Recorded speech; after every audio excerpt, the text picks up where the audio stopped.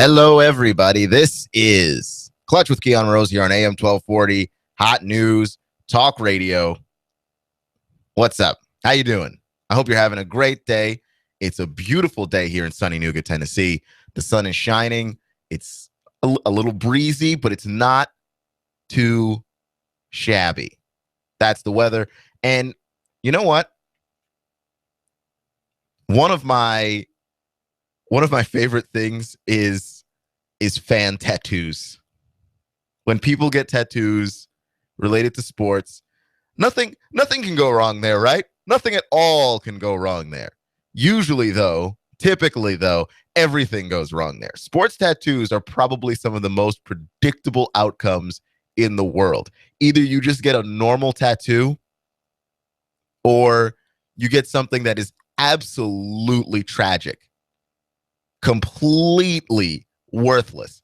Sometimes it works out, like the Seahawks fan that got the Seattle Seahawks Super Bowl champion tattoo before they won their Super Bowl, before any of us realized, oh, the Seattle Seahawks are really good. This Russell Wilson guy could win some games.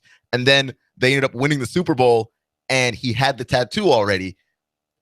Let me tell you something. That is rare. Usually it's a disaster. You get a tattoo for your team winning the Super Bowl, and then they get close and win or lose on a last-second field goal. Something ridiculous happens. This is sports tattoos in a nutshell. They're a bad idea every single time.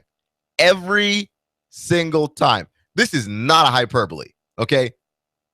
Not a hyperbole. Sports tattoos are like the stock market. It's unpredictable. And you know what? No, it's not at all like the stock market. It's unpredictable, but it's usually going down. That's where we are with sports tattoos. And so Clemson head coach Dabo Swinney, there was a user on Reddit who said if Clemson makes the 4-team playoff, they're going to get a tattoo of Dabo Swinney somewhere on them. And that's what happened. Got a tattoo of Dabo Swinney. And you know what? It went as badly as you thought. I saw the tattoo. It doesn't really look like Dabo Swinney. I mean, it vaguely looks like Dabo Swinney, sort of. It looks kind of like him, but not really. Not enough that you're like, sure, that's a realistic tattoo of Dabo Swinney. It's very cartoonish, and so, the fans got this tattoo. Somehow the word gets back to Dabo Swinney that someone got a tattoo of him on themselves. And two things happened here that makes this particular tattoo go as poorly as you think it did. One, the tattoo doesn't really look like Dabo Swinney. I mean, it sort of kind of looks like Dabo Swinney. So that's already one. One is that the tattoo doesn't necessarily look like the guy it's supposed to be depicting. This is a problem. That when you pay for a tattoo, if I get a tattoo, that tattoo better look like, and I don't have any, but that tattoo better look exactly like the thing that I want it to be. You understand? Like if I wanted a tattoo of a mythological creature that I made up, okay? Let's call it Bevo. I want Bevo to look like exactly what I imagined. And we're not moving forward with this tattoo until you make that tattoo look exactly like the thing I want it to look like. That tattoo starts to look anything not at all like Dabo Swinney, I'm out. And he wasn't out. Whoever it was got that tattoo, and it's just so weird. Okay, it's he got this tattoo. And Dabo Swinney said of the tattoo, I've had birds and cats and dogs and lizards, and people say, hey, I named my iguana Dabo. And one of these days, there's going to be another human named Dabo, Swinney said. Then I'll really know I've left my mark on society. But a tattoo, that's never crossed my mind. Well, no, that's not anybody's dream to leave an impact in society, that I want there to be a tattoo of me on another human being, on another grown man. I want there to be a tattoo of myself. That's weird. That's weird. I'm a grown man. You're a grown man, and you got a tattoo of me on you. That's strange. It's just no matter how you look at it, no matter what angle you take on that one, that is an odd thing to do for one grown man to get a tattoo of another grown man on himself. A grown man, by the way, that he's never met and doesn't really know. But what makes this great is that Dabo Swinney was not impressed with the tattoo of himself on another human being. Quote, "That doesn't look like me," he said. So there you go. Just the multiple levels of nonsense that story is. Clemson fan gets a tattoo of Dabo Swinney that Dabo Swinney doesn't think looks like him at all. And you know what? You should have expected that. Should have expected that, because here's the thing. Here's the thing. That's a bad decision all around.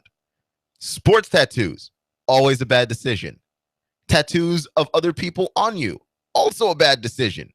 Okay? You could get a tattoo of your wife or your girlfriend, but don't make it a sports tattoo. This is AM 1240 Hot News Talk Radio Clutch with Keon Rose. We're talking about sports tattoos, and you can listen to this conversation about sports tattoos on the TuneIn Radio app if you'd like, on your phone, your mobile device, the Apple Store, or the Google Play Store. You can find us on YouTube to see me talking about this. I have no tattoos to show you, but I have a really cool Doctor Who shirt. And you can talk to us on Facebook and Twitter. We'd love to hear from you and interact with you. We do respond. Here's the thing. Remember Rex Ryan a few years back and his sports tattoo problem, which is he was the head coach of the New York Jets. And he got a tattoo of his wife on himself in a Jets jersey. And, there's nothing really wrong with that until he parted ways with the New York Jets. And this is a problem. This is a problem because now he coaches the Bills. He got the color of the jersey changed on the tattoo, but the jersey that his wife was wearing was a Mark Sanchez jersey, a Mark Sanchez Jets jersey. So now she's wearing a Mark Sanchez Bills jersey on the tattoo on his arm. Sports tattoos never work out. Why don't you people learn this? Why is this something that you people cannot understand? You like that? You like that? Don't like that. We don't like sports tattoos. Just, I don't know what it is. I'm going to get a rule book for this show. Okay. Mr. Tulis has his rules. Near is better than far. Small is better than big. Simple, better than complex. Personal, better than corporate. Physical, better than abstract. I want some rules for this show. No sports tattoos for anybody. If your team doesn't win a Super Bowl, doesn't win a national title, don't put that on yourself. Do not tattoo yourself. I'm serious. I am dead serious. It's a bad idea every single time. And under no circumstances do you, as a grown man, get a tattoo of another grown man on yourself. I just say avoid people in general. My girlfriend is amazing. I love her a lot. I love her to pieces. I would never get a tattoo of her on me. It just feels odd, like the idea of it. I wouldn't get her name on me. It's just a weird concept. That's another person. And to prove your love to them, you're going to tattoo yourself with them? Here's another way that you can prove your love to them. Just love them. You don't have to have them tattooed on you. What does that do? And if you're not capable of loving that person because you don't know them, you definitely don't need them on you. Random Clemson fan with Dabo Swinney on him. Why? Why?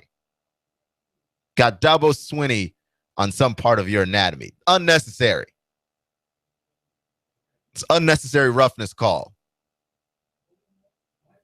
I don't understand. I wish that this whole thing would go away because I've seen it go wrong time and time and time again, just time after time. Sports tattoos, they're the worst thing ever. And I never exaggerate. Never exaggerate. I'm not having it. Not having it. Okay? Never, ever put your team on your body. It's not good. Here's, like, for instance, the Dale Earnhardt Jr. fans. Remember that? Remember when he drove the 8 car, but that got taken from him because of all the nonsense with his stepmother and all of that. So now he has to drive the 88 car. You've got to go back. You've got to change the tattoo from 8 to 88, which isn't hard to do, depending on the location of the tattoo. Depending on its location. It's not hard to do. It's just weird that you have to go back and amend a tattoo of a thing that was supposed to be permanent. That's why you got the tattoo on yourself, because you thought this wouldn't change. I love the Redskins. I'm not getting Jay Gruden's face on my arm. They could win the Super Bowl 4 times in a row. Never getting Jay Gruden's face on my arm, and I'm not getting a Redskins logo on my arm. The Redskins logo could change next week because nobody likes it and everybody thinks it's racist. Why would I do that? They might not even be the Redskins this time next year. I mean, no, Dan Snyder's probably never going to let that change, but it's possible at some point they will become a different team name, because when people think your team name is racist and you're a national team, like, the better the Redskins do, the worse this is actually going to get. Nothing in sports is permanent. And really, that's the real lesson here in life, is that nothing is really permanent. Even the things that you think are permanent. That if you get an Alabama tattoo on you, fine. There will come a time when that team stinks. May not be anytime soon, but there's going to come a time when that team stinks. And then you've just got an Alabama tattoo on you. Would you love them at that point enough to have the tattoo? Because you've already got it. There's just going to be a time when things change for you. The Redskins used to be good. Bama used to be bad. Before Saban got there, I don't think people remember, Bama wasn't a dominant force. Like, when you think of Alabama in the South, you honestly think of a juggernaut. The SEC won a lot of titles in a row. I think it was 7. And a huge part of that was Alabama. Alabama won a lot of those titles. But things change. There was a time before where you wouldn't have imagined Alabama being a juggernaut. There was a time when Tennessee was really, really good. And that was long enough ago that we don't recall it exactly. But things change. This is why you don't get symbols of permanence on your body. Okay? Things change. To tattoo something as changing as sports would be to tattoo, I don't know, wherever the Dow Jones is right now on you. Tomorrow morning, it's going to be somewhere else. And you're going to be stuck with a random financial and corporate related tattoo on yourself. Like, I don't know why you would do that, but you could. And then you'd be obsolete tomorrow. Okay, I've seen people tattoo Apple logos on themselves. It's ridiculous. Never tattoo things on yourself that aren't actually permanent. Sports things are never permanent. Never.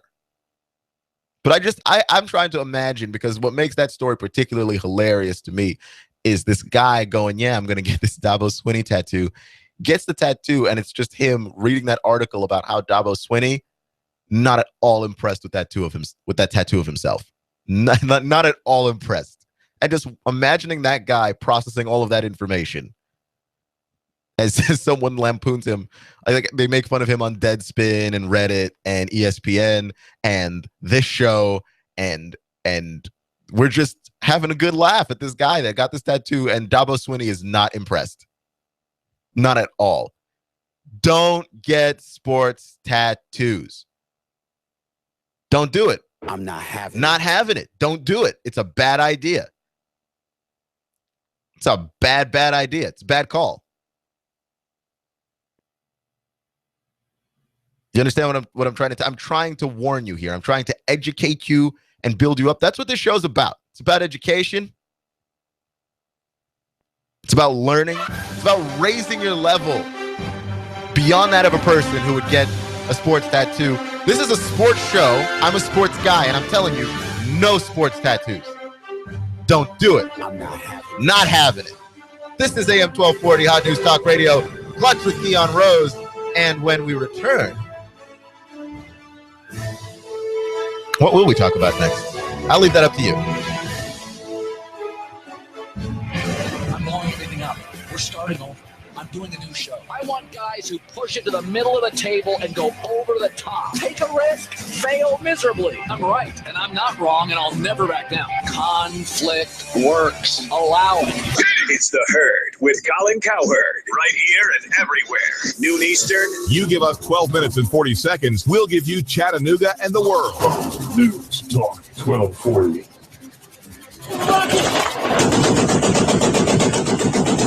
Don't be a victim. Arm yourself today at Carter Shooting Supply and Indoor Range, offering the finest selection of personal firearms and ammo, especially the hard-to-find ammunition. You know the police can't protect you. They show up after the crime is committed. The ability to protect yourself, your family, and when called upon, your nation is enshrined in the United States Constitution. Shop the largest selection of shooting supplies on their online store, CarterShootingSupply.com. Carter Shooting Supply and Indoor Range, the largest and cheapest selection in Chattanooga. 6210 Highway 58, Harrison. Call 344-1099. That's 344-1099. Keep your family safe this Christmas by buying them a certificate for Carter Shooting Supply Tennessee Handgun Permit Class. And stop by today to consult one of their qualified experts. They'll fit you perfectly to the firearm that meets your needs. Call 344-1099. You'll always find the widest selection of new and used firearms at Carter Shooting Supply and Indoor Range.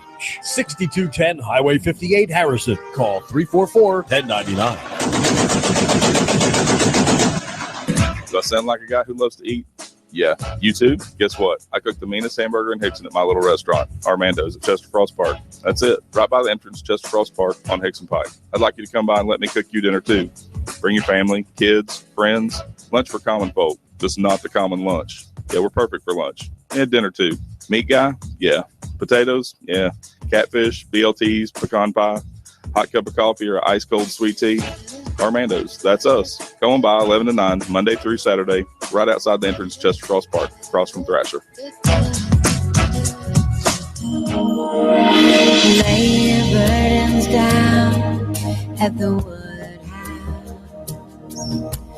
Leave all your worries at the door.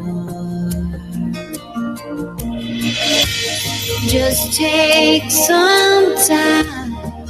We're transforming life. Happy holidays at the Wood. From the Woodhouse Day Spa. Holiday gift cards available at Chattanooga.woodhousespas.com. I love my Flex loan from Advance Financial. I needed cash, I needed it fast, and I didn't want to get a payday loan. My Flex loan from Advance Financial is not a payday loan. It's a line of credit. I only pay for the cash I need, and I only pay for the time that I need it. There's no lump sum payment. My Advance Financial Flex loan is an open line of credit, and I can get cash anytime I need it. Visit one of our 24/7 locations and get the cash you need today. Advance Financial. Welcome. Compass Media Network's coverage of the NFL. Hi, this is Jerry Recco. Join Kevin Ray, Danny White, and myself for all the action. Hot News Talk 1240. If it's the NFL, it's right here. You give us 12 minutes and 40 seconds, we'll give you Chattanooga and the world. Hot News Talk 1240. Expect lots of sunshine and great looking weather out there through the afternoon. High 65 to 67. Tonight, clear, chilly, lows upper 30s. For Wednesday, another good looking day. Mostly sunny, back into the upper 60s with areas of rain marching in tomorrow night, ending Thursday, turning colder on Friday. For lunch or dinner, come to Guthrie's, home of the original golden fried delicious chicken finger with their special world famous sauce. Open daily locations in Trenton, Signal Mountain, and Ringgold. Go get Guthrie's. It's always good. And I'm Smart Team 12 Chief Meteorologist Patrick Core. On AM 1240, Hot News Talk Radio. You give us 12 minutes and 40 seconds, we'll give you Chattanooga and the world. Hot News Talk 1240.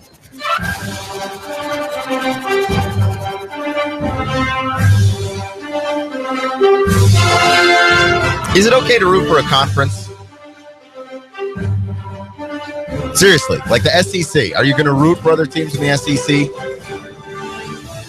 You're a Tennessee fan. Are you rooting for Bama or Florida or Georgia?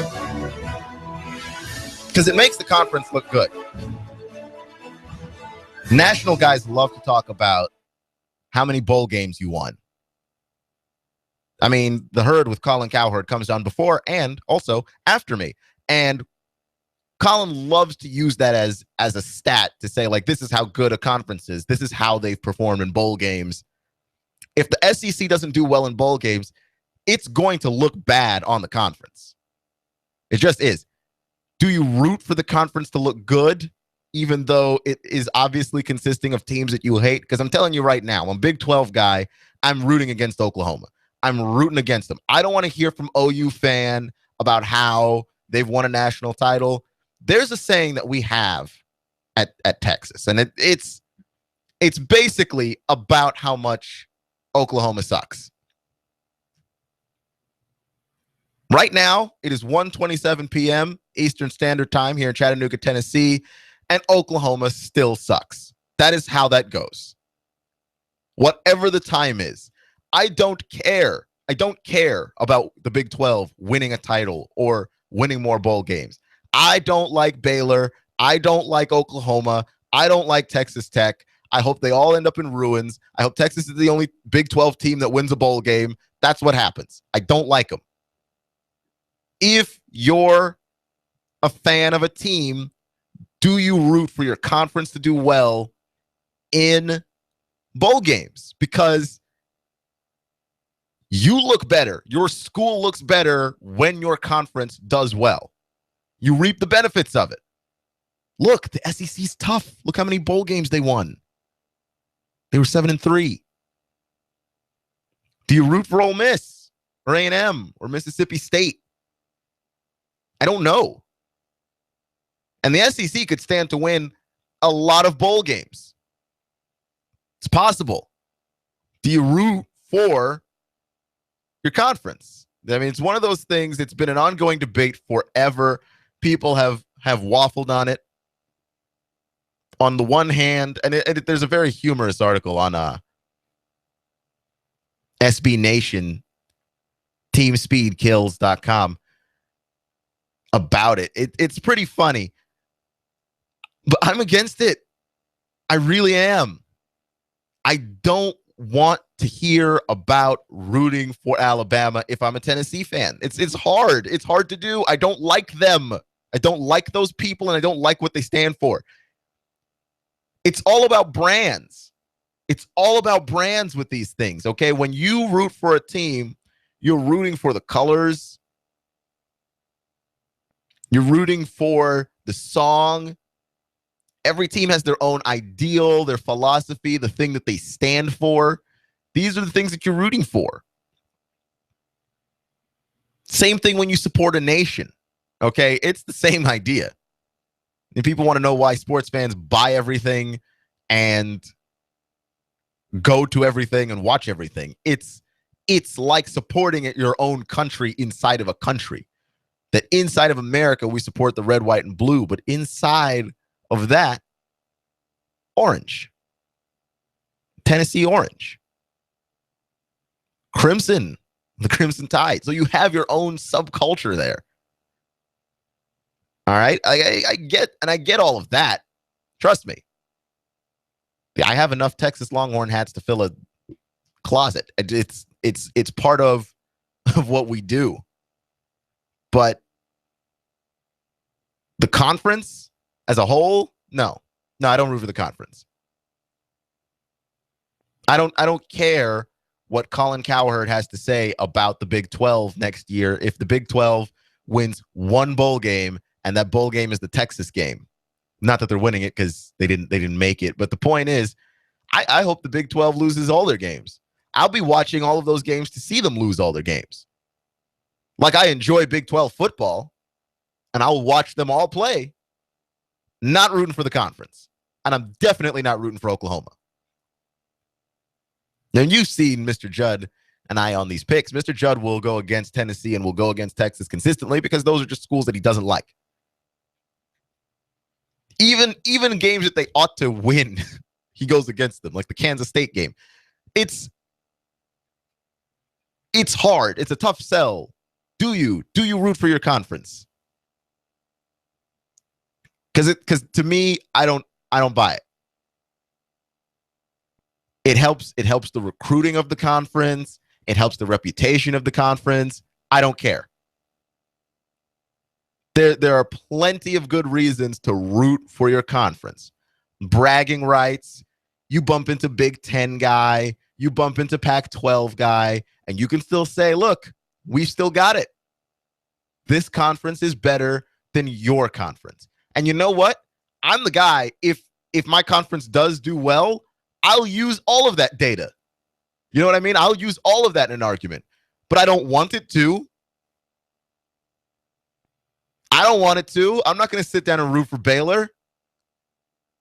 Have you, like, the things that Baylor has done to Texas this season notwithstanding, haven't been nice things. I remember when Robert Griffin III was there and they scorched him. There was a touchdown scored in the first 14 seconds of that game.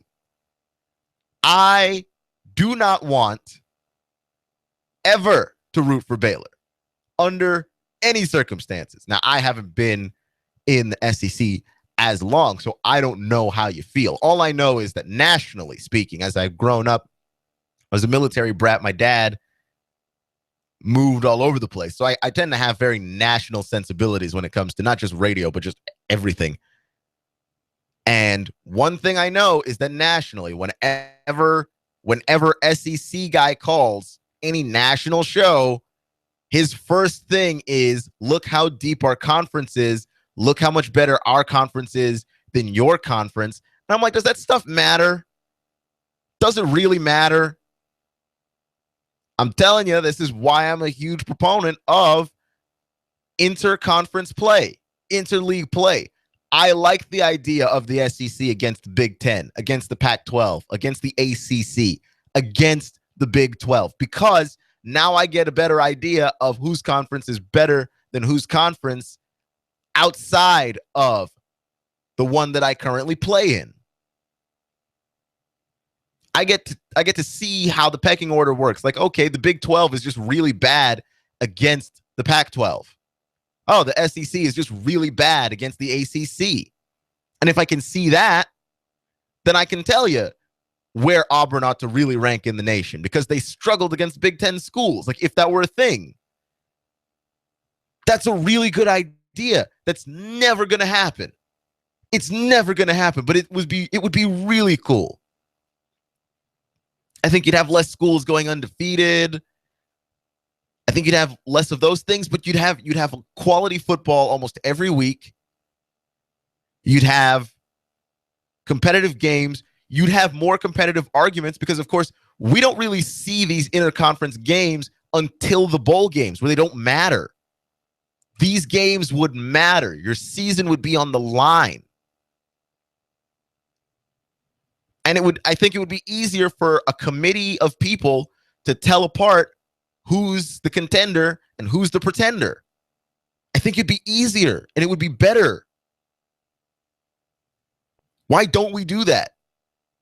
Like, it's just so confusing to me why we don't have interconference play, especially if you're going to have a playoff where all of these teams are going to be playing interconference anyway, because there's a premium on winning your conference championship, however that happens for you. And like, for instance, like the Big 12. The Big 12 is rough. They play round robin style. Everybody plays everybody. There is no East, there is no West, and then you meet up for a championship game. Everybody plays everybody. So when you're the champion of the Big 12, you're really the champion. Like, you've beaten all the other teams, or at least enough of them to have a good record. To me, that makes sense. I prefer that to the SEC championship game where you've got Florida coming out of a weak East, Bama coming out of a tough West. Bama's clearly the better team. They're deeper, they're bigger, they're faster, they're stronger. And I don't know how they stack up against Michigan State. because I've never seen them play a school like that. They destroyed Wisconsin, but it turns out Wisconsin's not any good. So what does that mean? If Alabama had played a couple of more Big Ten schools throughout the season, we'd know. We'd know. I mean, to me, that's the most important thing. That's the most important thing. Getting it right and knowing. It kind of feels right now like we're making it up as we go, and I just don't like that. It's a tough pill to swallow because I'm only vaguely sure that we've got the right call. I'm only vaguely sure who's actually good, and bowl games as a proving ground for that, for me to sit there and try and like it. You know, it's not working, okay? Just plain and simple. It's not working. We're trying to get bragging rights for our conference by rooting for teams that we don't normally root for during bowl games. Exhibition games. I want to see it when the season is on the line. How does my school do against the Big 12? How does Tennessee do against TCU? I'd love to watch that game. I'd pay so much money to see that game. The Woodlands Spa, Woodlands Day Spa, they're doing 12 days of Christmas giveaways, which means you can go to Facebook and participate in the offering, in the gift card promos that we're offering starting tomorrow. For every $100 gift card or higher, you get a $15 bonus gift card. For every $200 gift card or higher, you get a $25 bonus gift card. And for every $300 gift card or higher, you receive a free luxurious throw. Don't do flowers this holiday season. Take your wife, your girlfriend, your fiance to the Woodland Day Spa. This is AM 1240, Hot News Talk Radio, Clutch with Keon Rose. And we'll be back with some more questions that perplex me. Answer those questions and more next.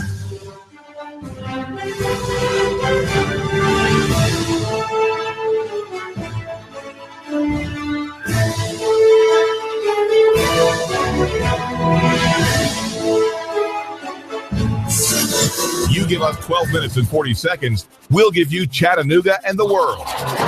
News Talk 1240.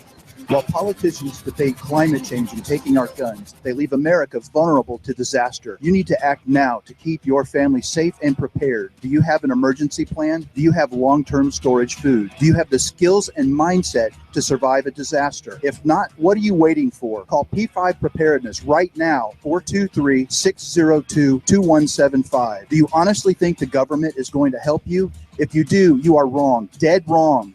Don't get caught unprepared. Let the experts at P5 Preparedness get you ready for any emergency or disaster situation. Today, we offer a wide range of classes for the beginner on how to prepare, as well as the expert prepper. We stock a wide range of supplies, including long-term storage food, water filtration, outdoor gear, tactical gear, and plate carriers. P5 Preparedness, East Brainerd Road between I-75 and Gun Barrel Road. You will see the Army Deuce and a Half truck, 423-602-2175, 1309 Panorama Drive, Chattanooga. P5Preparedness.com. Celebrate the holidays with cheer and basement bargain prices at One Stop Package in the Sunrise Market Center, Sunny Daisy. The brand new One Stop Package beverage store on Old Dayton Pike, just north of the Thrasher Light, with the best prices in town. Enjoy the lowest prices on beer, wine, liquor, and soft drinks. Hey, mention you heard this ad on Hot News Talk Radio and get 5% off your purchase. That's right. Mention you heard this on the radio and you'll get 5% off. The brand new One Stop Package beverage store in Sunny Daisy. Their prices are always the lowest prices in town. The lowest prices you'll find in the finest of adult beverages. The brand new One Stop Package in South Sunny Daisy at the Sunrise Market, featuring great prices on gas, bread, and milk. The Sunrise Market just across from Charlie's in Sunny Daisy. And remember, always drink responsibly. Get 10% off every case of wine. The Fed raising rates, China's economy in trouble. Don't let headlines derail your long-term financial strategy. I'm Edward Jones financial advisor Patrick Neal. At Edward Jones, we provide the tools for a reasoned, disciplined approach to investing. Stop by my office next to the Target Shopping Center in Hickson or call me at 423-870-7894. That's Patrick Neal at 870-7894. Edward Jones, making sense of investing. Member SIPC. I'm the type of guy that likes a big breakfast, a couple of eggs, bacon, and some gravy and biscuits. I get that at Wimpy's. I know they have specials at lunch every day. That includes a big meat and 3 menu. At night, I want some good comfort food. Maybe some smoked brisket, pulled barbecue, or ribs. They've got that too. Wimpy's the type of place where you can go in and have a good conversation, catch up what's going on in Saudi Daisy, and have some great food. That's why I go to Wimpy's. You know where it's at, on Dayton Boulevard, right across from City Hall. That's Wimpy's. Give them a call, 423-332-6201. Did you hear me? It's 332-6201. Wimpy's. They're even on Facebook at Wimpy's. I know your mouth is watering just like mine. So let's go to Wimpy's.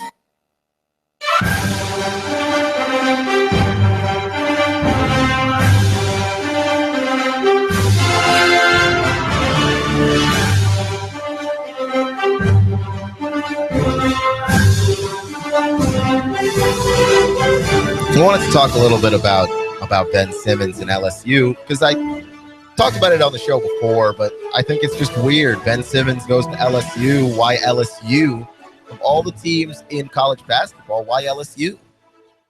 You're definitely going to be featured in LSU. That's just a fact. But they're not any good. Simmons is good. He's been amazing so far, and he's been everything as advertised. He looks like Magic Johnson. He looks like Showtime Magic Johnson. He runs the floor. Really not a great shooter. Just like Showtime Magic Johnson. Great passer, great court vision, athletic ability. He can play outside. He can play inside. When that team is really running, that's when he's dangerous because you don't know what he's going to do with the ball. He handles it well enough to where you can't assume that he's not going to go to the basket. But he passes so well that you can't assume that he is. You know, I like Simmons. I think he's going to be a great draft pick. Is he going to be the highest draft pick that we've had that doesn't go to an NCAA tournament? Because LSU right now, I'm going to pull the numbers up here, but LSU right now, not at all on pace to make it. They're going to need some signature wins, and they're going to need to be really dominant. They're going to need to be really, really dominant, and I don't know how they do that. Legitimately, I have no idea how LSU does that because they have been so bad, so consistently.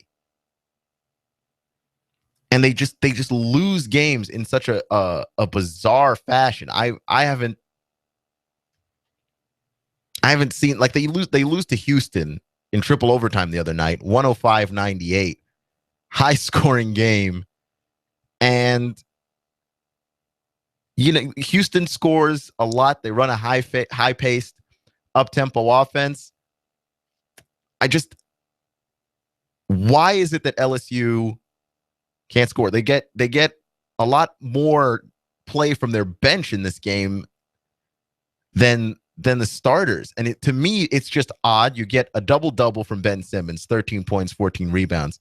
So good performance from him, but then you get nothing from Blakeney, nothing from Albert Robinson, nothing from Brandon Sampson, nothing from Josh Gray.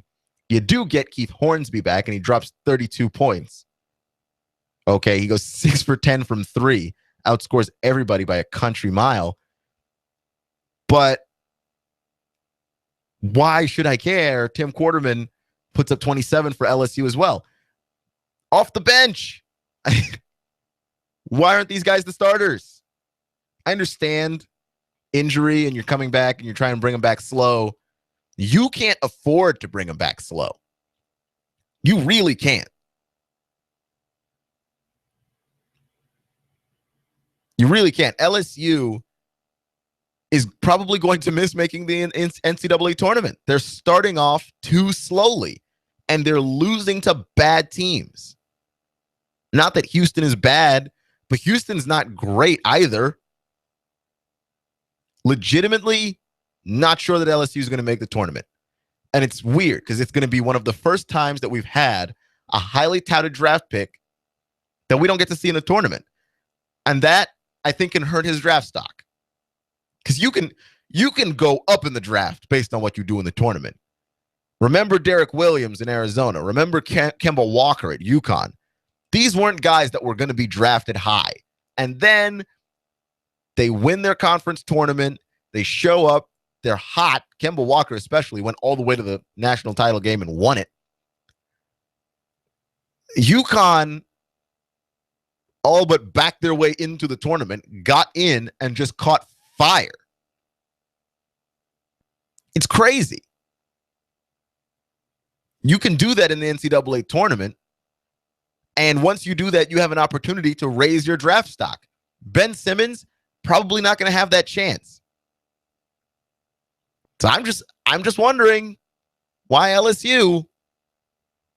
I think I have to. Every time I look at this, I'm like, that doesn't look right. Because when I first heard he was going to LSU, I thought that was strange. Why not Kentucky? You want to have more minutes? You want to show out more? You can. But Kentucky is a good place to do that. You want better coaching? Sure, Calipari's not the greatest X's and O's guy, but then why not Michigan State? Why not Izzo?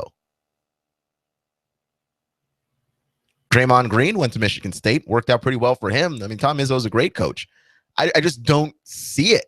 Like, I just don't see what it was about LSU that drew Ben Simmons down there, who looks for all the world like Magic Johnson 2.0. It's hard. And SEC basketball is in rough times. I understand this is football country. Nobody here really starts paying attention to or watching games like outside of the mocks, because people love the mocks here.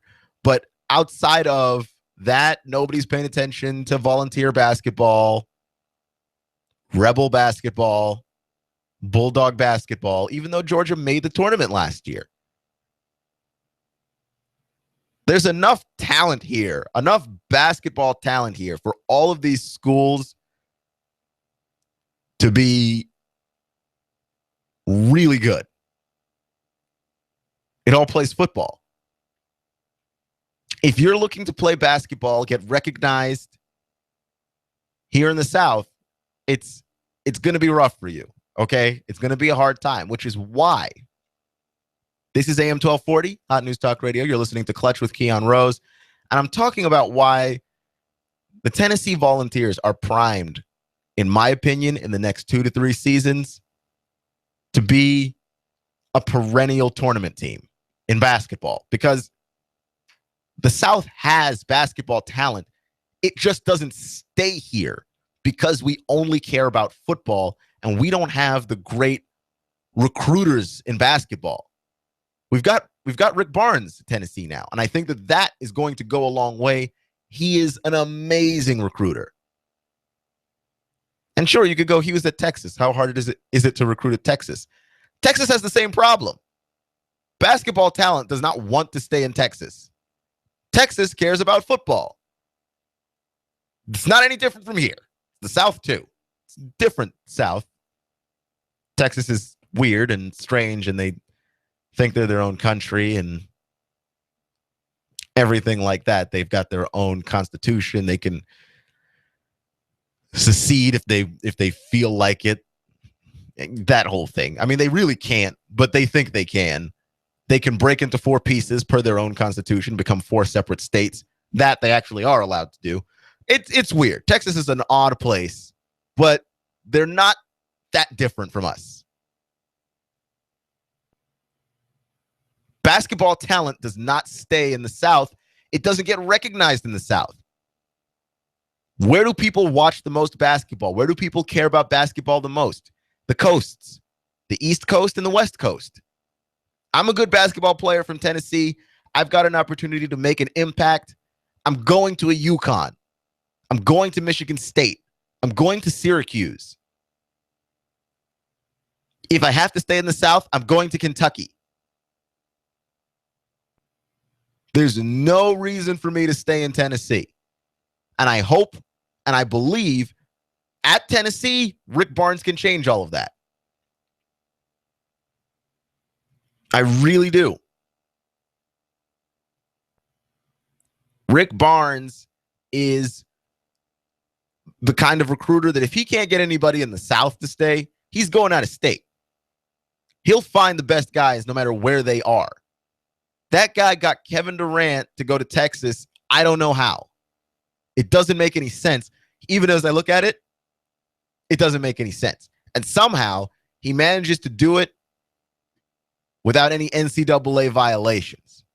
He doesn't have any violations, which for Tennessee is very important because the last couple of coaches got mixed up in some violation things. I don't remember the name of the last coach, but he was actually doing a good job coaching, like on the court, but unfortunately, he couldn't keep himself clean on the end of the NCAA violations. It's unfortunate, really. It really is. I don't understand how you hire two guys back to back, and that's the difficult job of an athletic director. The pressure that's on a coach to win right away. And we shouldn't do that. We shouldn't pressure coaches to win right away, but we do. And if you take the money, if you're a coach, you know that's what you're getting into. You take the money. Mr. Judd was telling me earlier, Butch Jones got a pay raise. You know what I mean? After an 8-4 season that didn't live up to expectations, he got a pay raise. When the seat starts to get hot for Butch Jones because he took the money, because he collected the paycheck, he's going to have to live with the consequences of the expectations of winning. They are not expecting you next season to put out another 8-4. I'm telling you, they didn't give you a pay raise this season for you to put out 8-4 again. 8-4 is really good. They didn't pay for you to put out 8-4. And next season, when you run into whoever your Oklahoma is next season, and we were looking at the schedule for next season for Tennessee, they've got a nice rough stretch in the middle of that season, where they've got Georgia, Bama, A&M back to back to back, and there's a fourth team in there. You collect that paycheck, you better get to work. Win some football games. That's where all that pressure comes from. It comes from all the money. This is AM 1240 Hot News Talk Radio, Clutch with Keon Rose. And I've got to tell you, you could get your girlfriend, your wife, your fiance some flowers this holiday. But why? Why be boring? Why be unoriginal? Send her to Woodhouse Day Spa. They're currently doing a 12 Days of Christmas giveaway sale. For every $100 gift card or higher, you receive a $15 bonus gift card. $15 bonus gift card. For every $200 or higher, you get a $25 bonus gift card. And for every $300 gift card or higher, you receive a free, luxurious throw just for the one that you love. Send her to Woodhouse Day Spa. Don't do flowers. Don't be boring. Treat her right. Treat her like a queen. You've been listening to Clutch with Keon Rose here on AM 1240 Hot News Talk Radio. Thank you for joining me today and giving me just a little bit of your time. Remember, it's not how you start, it's how you finish. Always stay clutch, and I'll see you in 23 hours. You give us 12 minutes and 40 seconds, we'll give you Chattanooga and the world. News Talk 1240. I'm blowing everything up. We're starting over. I'm doing a new show. I want guys who push it to the middle of the table and go over the top.